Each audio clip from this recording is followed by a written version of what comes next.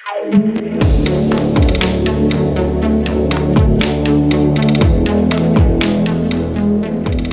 are, 6 days till Christmas as we film this today. Back full-fledged training after a nice, long, patient break post-New York. Wrapped up my 2024 season at the New York City Marathon in my last video, and I thought it would be appropriate to kind of like reflect on my year as a whole before going into 2025 with new goals, and just kind of, use this time between racing to, think about what happened in 2024 and like what I can learn from it and where I can grow and how I can apply it for 2025, which I hope to be, a much bigger, better year, trying to build on the last. At the general evaluation, 2024 was a success because I made the Olympic team. That was the #1 objective of 2024 when I set out last year. So when I set out on this journey with YouTube, it was to follow my journey to the Olympics, and we made it. So I'm very proud of that. But as I close out 2024 and enter 2025, I don't think I've ever been hungrier to do more in the sport and to improve more. And I don't feel like I've had more ammunition and motivation and things to look forward to. So, I was just going through my year and what worked, what didn't, what did I learn from this? Yeah, so I have 4 pretty broad takeaways from the year as a whole, and it kind of builds on itself as the year went on, what I learned step by step throughout the year. I started the year with the big focus being trying to hit the Olympic qualifying mark, which I did in Seville. And I think what I learned from that experience most was to seek pressure and urgency. I feel like that pressure that I felt to hit the Olympic standard created something really urgent in my training and in my approach that brought out a lot of good things in me on race day and in training. And I think it's a little hard to duplicate Olympic pressure, but I would love to find ways to create that and cultivate that in my training and in my racing going into 2025. It just felt like it was a perfect storm for a really good day in Seville. And then the second one, it kind of builds off of the Seville going into the Paris build. I feel like because I had so much success in Seville and it was such a breakthrough, I don't want to say I settled, but I do feel like there's a lesson to be learned in never settling and never thinking that you've arrived or learned everything you need to know. And I kind of feel like because I had my breakthrough, I may have gotten a little bit too big for my britches for the Paris build and thought too highly of what I had accomplished and what it meant I could do in the Olympics. And I got humbled big time. And I talked a lot about that experience, in my Olympic recap. But yeah, I think lesson number 2 would be just never settle or think you figured anything out. Always be looking to reinvent the wheel and go back to the drawing board and know that you always have more to learn in this sport, or it'll humble you. And my third lesson for the year is to learn from others and be willing to push the limits. I feel like I found that experience of going to Utah, training with Connor and Clayton and watching their success this year was really motivating for myself. I do feel like that I witnessed an intensity that I didn't know could happen within training. And everyone works hard at this level. And sometimes I think I try to thread the needle between working smarter, not harder, and being longevity is my focus. I want to have a long, strong career, but I think I need to take more risks. And I really was blown away by what I witnessed from them and what I've seen them do in this last year. And it's really motivating because they're my peers, my friends, and my former teammates. Yeah, that was a really, really impactful experience to watch them train for those 2 weeks in Utah. And then my last takeaway was to give races the appropriate level of hype. And what I mean by this is when if you rewatch my recap of the Olympic video, I think I referenced, how I kind of didn't feel as much pressure as I did maybe for Seville. And I felt I maybe underestimated the Olympics. And I think one of the biggest lessons is you have to go into races almost respecting them more than they deserve and expecting it to be more difficult and expecting everyone on the start line to be ready to rip and not expecting anyone to give you an inch because you have to take everything. If you want it, you got to go take it. And that's kind of one of my final takeaways from 2024. And as we look forward to 2025, some of my goals will be to build on that and like to really push my own limits in training and be willing to take more risks. I have to be willing to fail more. I have to be willing to fail more in workouts. I have to be willing to take risks that injuries could accumulate because I'm willing to take bigger risks in training. I just have to, you know, find my limits. I think that's like a big theme of 2025 is to take big swings in training and in racing and be willing to face the consequences of those big swings and have an all-in mentality. And this is gonna have to be compartmentalized, obviously. I still wanna be true to who I am, but I wanna kind of shift into like this monk mode occasionally where I'm like, you know, periodically like really dialed in and really focused on a task. And I'm gonna start 2025 with a kind of similar to how I started my Seville build in 2024 with, you know, I ran the indoor mile to get ready for the Seville marathon. I'm gonna run an indoor 3K to get ready for my next marathon, which I can't announce yet, but I'm gonna do a 3K at the UW preview January 17th. Very excited for that. Hopefully we'll be able to lower my personal best of 7:49. We have, as we speak right now, I think 4 weeks till then. So good amount of time. I'm excited to get to work and work on my turnover. And then after that, 2 weeks later, I'll head over to Japan for the Marugame half marathon, one of the deepest half marathons in the world, where I will attempt to at least run a personal best and hopefully give myself a crack at swinging for the fences if training goes well for Canadian record in the half marathon. So that's kind of the early 2025 Q1 goals. And I'm excited to jumpstart this year and, you know, pick up where I left off in 2024 and then build on it.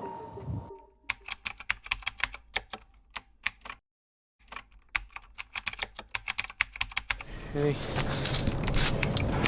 Oh, that's a good prick. You're such a good prick. Oh, come on. Come on. Bleed a little. That is the problem with the cold, is that you get a little less blood. I would have gone higher. Higher, really? Oh, the first one is better now. It's enough. Barely enough, but it's enough.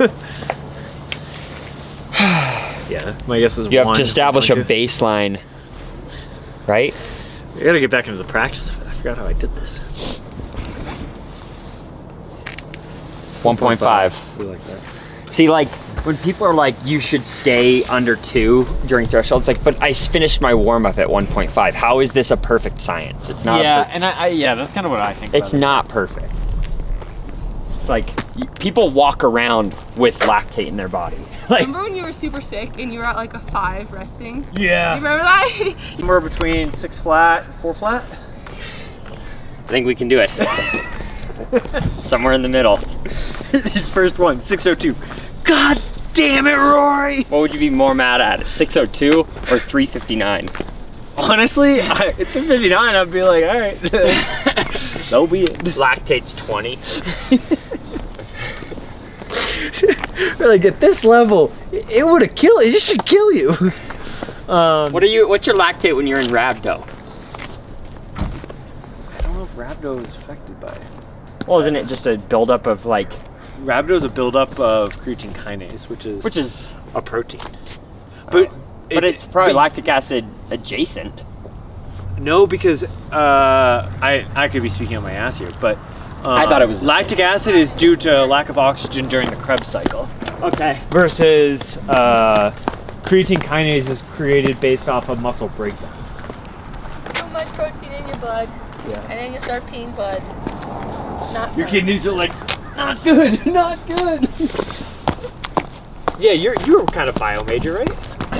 Are they related at all? I'm gonna run this one either way too fast or way too slow intentionally. Haven't decided which one.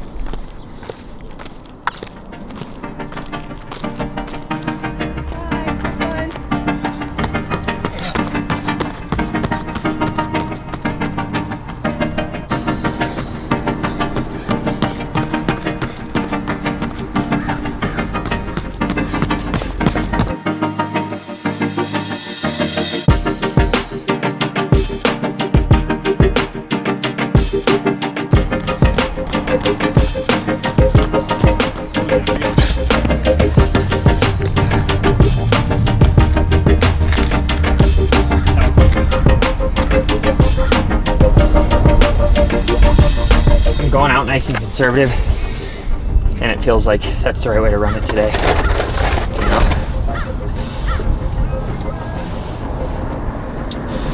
There we go. Getting the grind back on with it.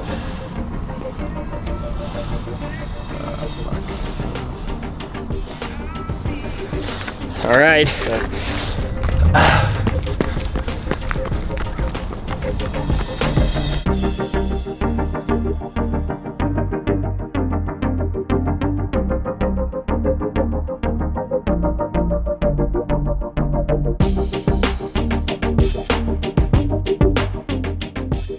Yeah, so this is my first double T session post New York. We're, I don't know, 6-ish weeks post New York.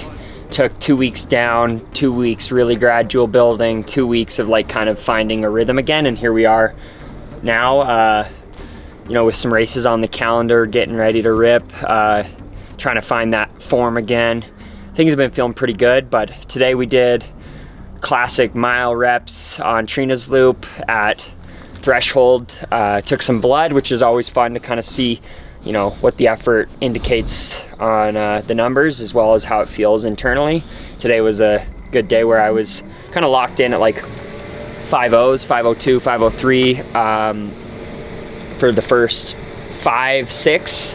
I was getting blood readings of 4.0 or under, which is actually the sweet spot of LT2, and that's kind of what we're looking for this. So this was the first time I successfully didn't skyrocket my blood above 4 at any point of workout. So I did 8 reps, all under 5.04, last one 4.59. After the last rep, we got a 3.6, so I'm feeling pretty good about that with another session coming up this afternoon, knowing that I, A, felt good, and B, the numbers indicate that I kept it pretty controlled. Velvet though, like, at least you did that. I did like quarters, don't repeat, and like strung out. This is the tightest window we've done for flipping it, I think. Dude, I don't think it matters, right? I don't think it does either, but it feels weird. Yeah, it does feel weird, yeah. It's like... It was quick. It was quick for me, and I showed up 30 minutes after you did. Yeah. Okay, keep Holt away. He's sick. He's apparently jumping in with me, he said. Alright, yeah. 75 points to start. But I'm ready. We're jumping in with him. You don't have to. You want to wait a lap? Yeah, I think you're going. I'll do a lap.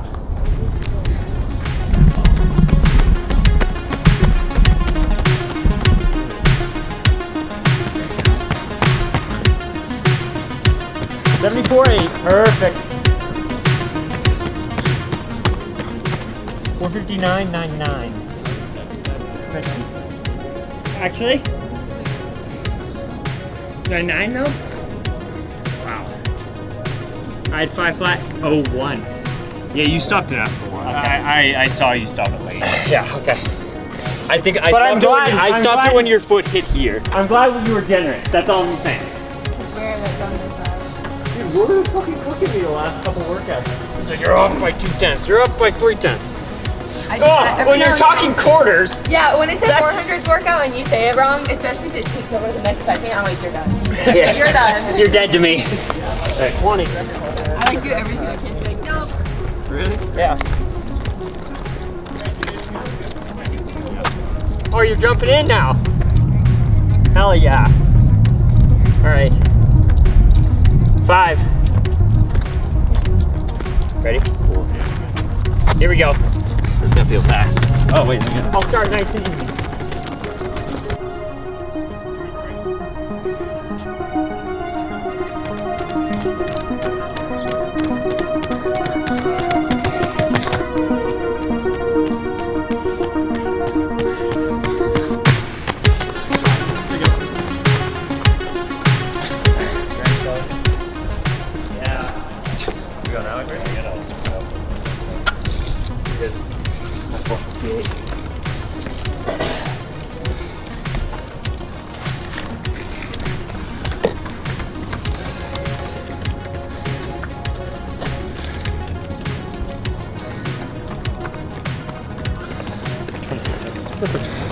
Good shit.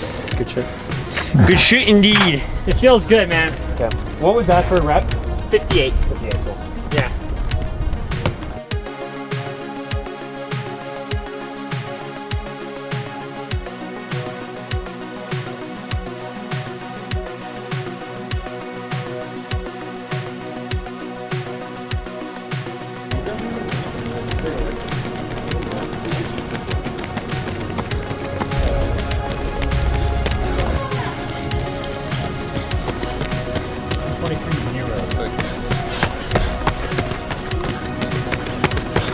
We're out. Definitely ran the AM session appropriately, giving me plenty of pop in the legs in the PM.